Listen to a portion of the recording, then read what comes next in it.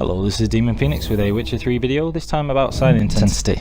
So, the maximum sign intensity you'd see on most videos would be 815%, which if you manage to get all of the places of power bonus, would also be increased to 835%. But there are a couple of other things that you can do to increase it if you do things in a very specific order and use a little bit of skill switching and gear switching, which you might have seen in my previous videos. So here I have the Griffin chest with Manticore pieces of armour to increase my toxicity. There are several stages that we're going to take. We've got as many greater blue mutagens as possible, and we've also got the skill that increases your sign intensity for adrenaline points. So that's the thing that we're going to max out first. We've got all 5 places of power here, and we use Superior Maribel Forest, which adds 1 adrenaline point, and then white honey to get rid of the effects. Then you can apply the potion again and white honey and apply it again. So we've got 3 adrenaline points here, which increases sign intensity by 45%. And with the sword drawn, we're already up to 393%, because all the armour and swords have glyphs and Greater Vela's runes in to increase sign intensity as much as possible. I've got fast metabolism, so I've just used the Petri filter there to get another 25% sign intensity with that potion, and the toxicity is instantly pretty much gone down to 0, so I can apply decoctions.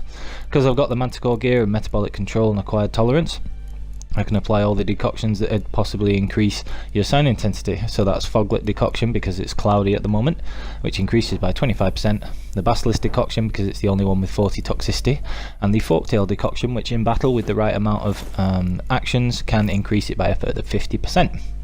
I switch all of the Manticore gear back for Griffin gear, which gives the set bonus where Erdin traps will increase your damage recovery and your own sign intensity by 100%, and each piece of the gear also adds more sign intensity as well.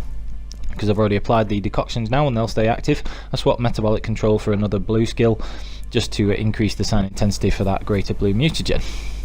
So the last thing to do is go into battle.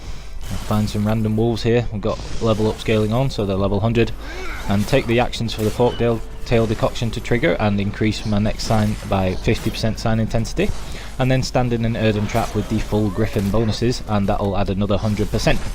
So if you noticed before, it was at 725 before I did this fight, and here you'll see 910% sign intensity. Sign intensity doesn't scale with your level, so you could do this earlier on when it's actually still useful. Unfortunately, as you're about to see, the resistance to sign intensity is so extreme at high levels on New Game Plus that the signs literally won't do anything apart from Igni's burning effect, so all of that sign intensity doesn't really do anything. Just took 90% of that wolf's health, but add 910% intensity, still won't knock it over, which is what it's supposed to do.